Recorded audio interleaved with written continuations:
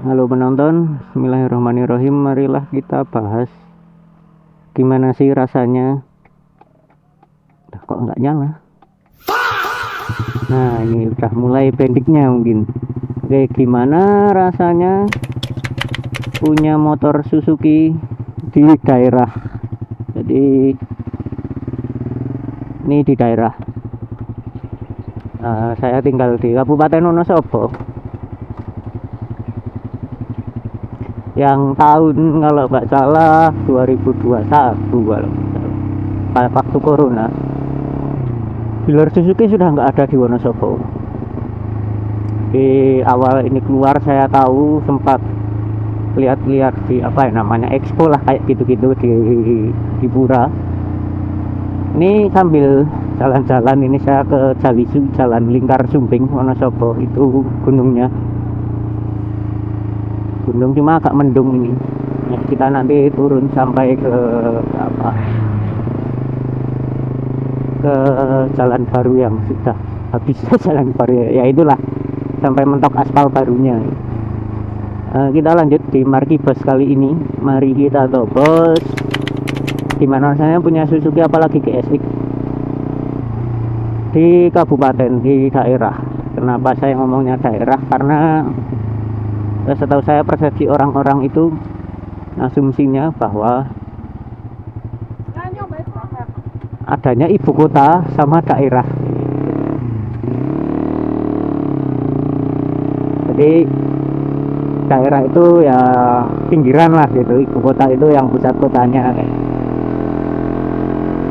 Karena setahu saya memang di Indonesia itu lebih banyak daerahnya daripada ibu kotanya. Itulah. Nah ini jalannya sudah habis kalau nggak salah. Iya, habis di sini. Itu sebelah apa ya, yang kiri jalan apa namanya, yang kopi itu Bowongso ya, yang kopi terkenal. Nah, kita muter di situ aja. Jadi untuk saya sendiri namanya kan GSX ya, banyak yang berspekulasi GSX itu apa. Cuma setelah saya browsing ini kita putar balik dulu. Ding. Ayo Cil, mantap Cil, super Cil. Jadi GSX singkatan dari Grand Sport Experimental, jadi buat eksperimen. Sebenarnya mungkin buat eksperimen pabrikan nih, cuma saya malah buat eksperimen klien atau pemilik owner owner motornya, bukan owner pabriknya. Jadi otomatis ketika saya di daerah cari spare partnya sangat sulit. Oli pun belum tahu saya, ya mungkin teman-teman mungkin yang tinggal di Wonosobo atau sekitarnya kalau tahu oli apa Ekstar R 9000 yang jual mana mungkin bisa komen di bawah ya. Dan apalagi buat teman-teman juga penonton yang punya pengalaman juga motor yang mungkin agak langka dan tinggalnya di daerah, itu perawatannya gimana, rasanya gimana. Nah ini Vario baru kok lucu ya lampu belakangnya.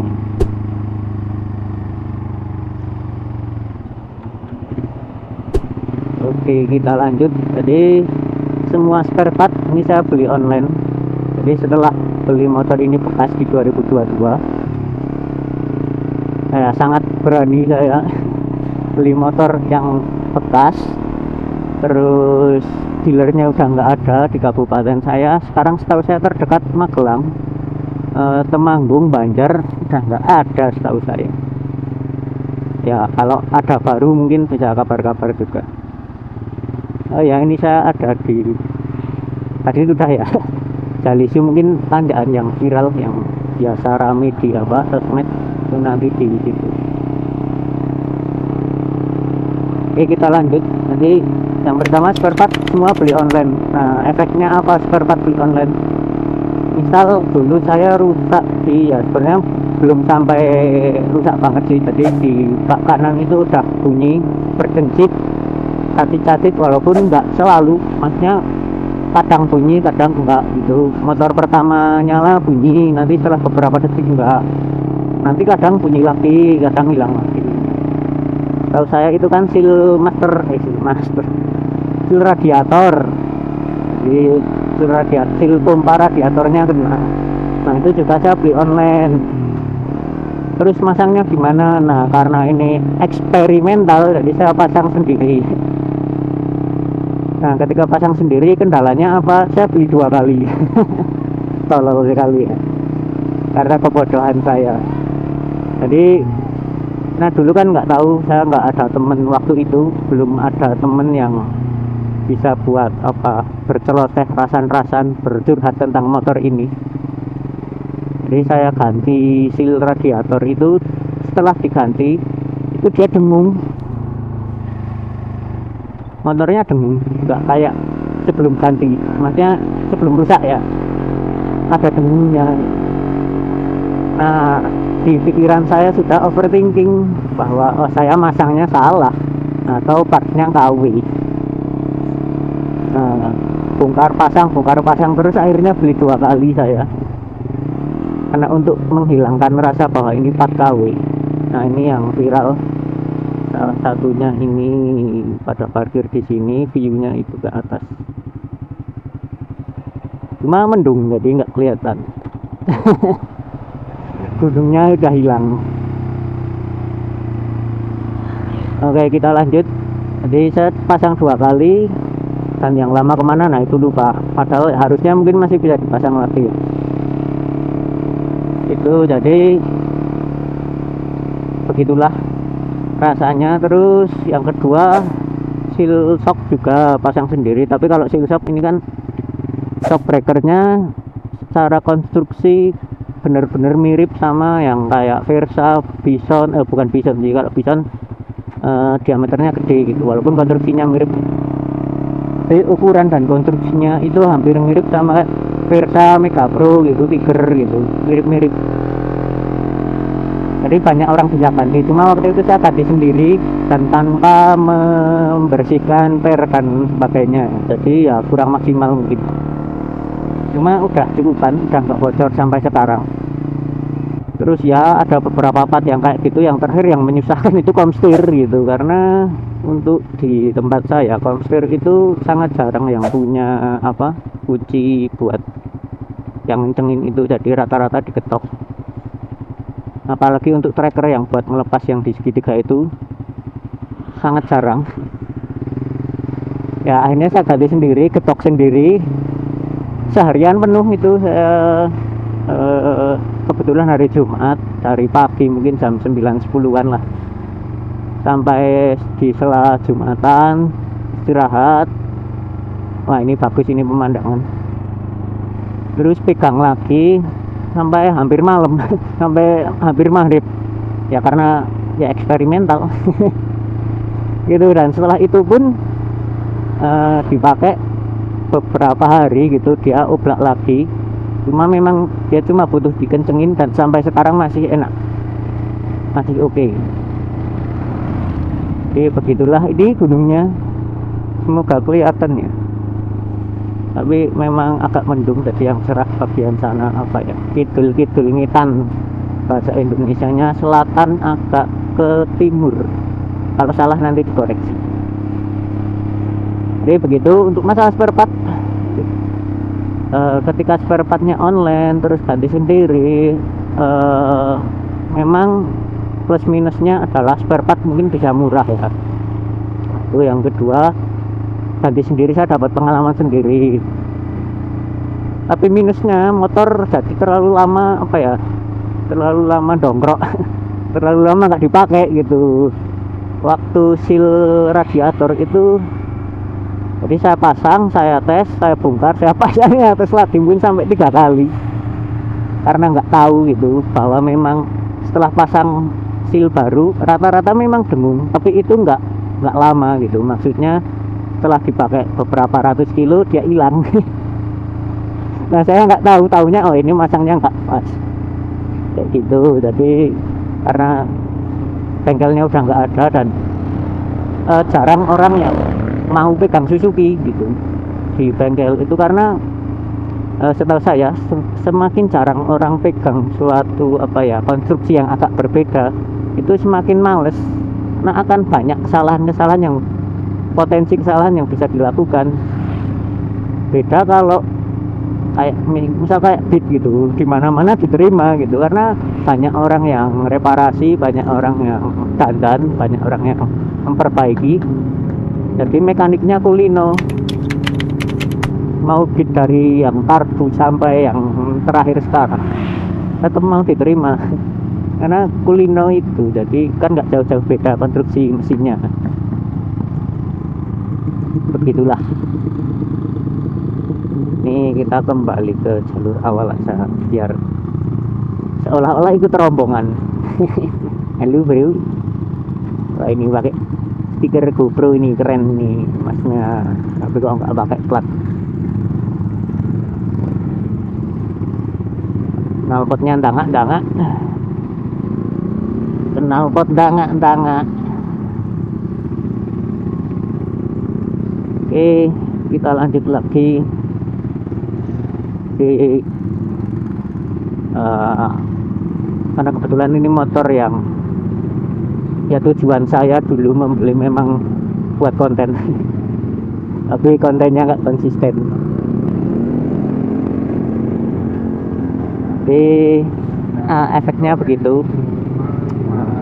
Memang dapat pengalaman tapi jadi lama motor dobrok lama, jadi ya terus ngapain kalau dia diem lama motornya yang nggak dipakai gitu. Kalau saya beli motor lama nggak dipakai ya sayang gitu kan. Eman-eman. Nah, udahlah pada berhenti aja fisik.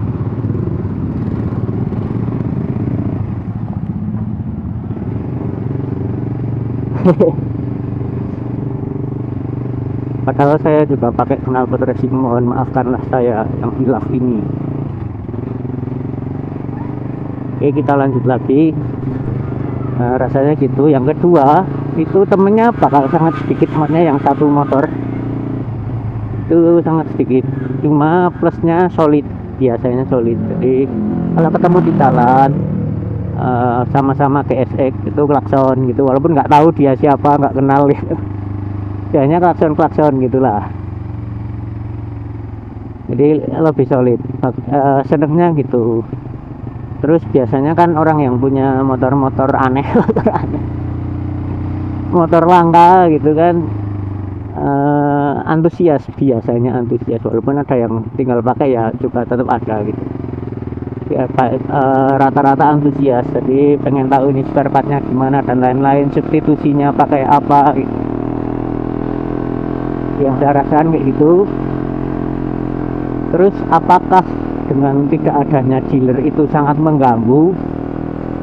Untuk saya sendiri selama ini ya nggak begitu, karena kebetulan saya masih diberi rezeki untuk ngutak-atik untuk eksperimen dengan motor ini, walaupun ya ringan-ringan lah, eksperimen ringan, bukan terus yang mahal-mahal hedon-hedon, enggak. Eksperimen ringan kayak ganti knalpot dulu karena jatuh juga. Masih diberi rezeki yang akhirnya buat beli ecu. Dulu belinya banyak saya, dari open looper, terus ini yang ditanggi, pompa bensin, terus setelan manual langsam ISD. Yang terakhir beli ecu.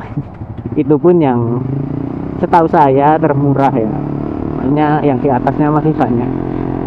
Jadi ini akan jadi plus minus ya buat teman-teman yang memang nggak suka bongkar-bongkar.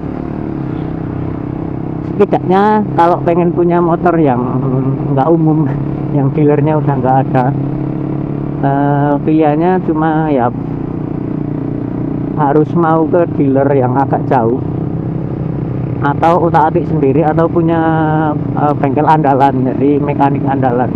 Itu monggo, terserah mau pilih yang mana, silahkan. Jadi kalau untuk saya sendiri rasanya begitu. Jadi teman-teman komen-komen yang ada di bawah, apalagi yang punya ini GSX, kan nggak cuma GSX ya, kayak Saber itu langka, terus PS1, terus apalagi Revo Matic, Lexam. Ada yang tahu motor Lexam, Yamaha Lexam, saingannya Revomatic itu. Terus apalagi Speci, terus Thunder sekarang udah jarang 125, maupun yang Inazuma 250 lebih sangat jarang yang 250 Thunder itu. Jadi gimana rasanya punya motor yang langka, jadi spare partnya pun langka, maksudnya di daerah ya langka, di online enggak. Untuk ini Suzuki GSX menurut saya masih sangat mudah spare partnya, dan harganya murah dibandingkan dengan kompetitornya ya. Dibandingkan dengan kompetitornya kalau di online murah, tak tahu kalau di, karena saya belum ketemu bengkel yang menyediakan ini spare partnya GSX. Nah ketika saya pengen beli komputer GSX itu ditawari komputernya Satria, dianggap sama Satria FU karbu ya, bukan FU injeksi. Itu dianggap sama, yang padahal kita harus ganjel ring. Jadi begitu rasanya. Semoga video ini memberikan manfaat dari Bobosan.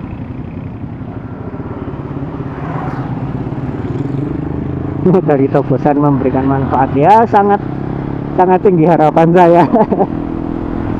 Oke lah, cukup sekian, salah kurangnya mohon maaf. Jadi oh ya, kesimpulan dulu ya. Kesimpulannya yang saya alami itu spare part harus beli online, nunggu 3 hari itu lama, motor domprok, motor diem 3 hari itu lama, terus temennya dikit, kalau ada apa-apa bingung saya tanya-tanya, bisanya online. Dan beda maksudnya ketika tanya online sama offline. Kalau offline kan saya bisa punya temen terus ini motor saya kenapa sih sebenarnya gitu, karena ada pengalaman lain dengan motor yang sama. Walaupun sekarang ya udah ada lah teman beberapa yang motornya sama, bisa buat sharing-sharing. Simpulannya itu bisa ribet, bisa untuk saya sangat menyenangkan dengan melalui proses-proses dan proses reparasinya itu menyenangkan. Walaupun ya memang uang ya, gitu, tetap semua ke uang. Cuma saya bisa mereduksi, mengirit, menghemat ya, pengeluaran, karena nggak ke bengkel. Ini motor belum pernah masuk bengkel. Belum pernah masuk bengkel. Jadi alhamdulillah awet, semoga kedepannya juga tetap awet. Tuh, nanti teman-teman penonton komen aja di bawah gimana rasanya punya motor yang unik di daerah, apalagi yang buat harian. Saya kira cukup sekian, salah kurangnya mohon maaf. Wabirah pamit. Nah ini rombongan touring atau ADV, orang-orang cukup ini, saya ya cukup bersyukur. Iya, ya ini kita lewat jalur yang katanya jalur tengkorak. Jadi ini turunan panjang.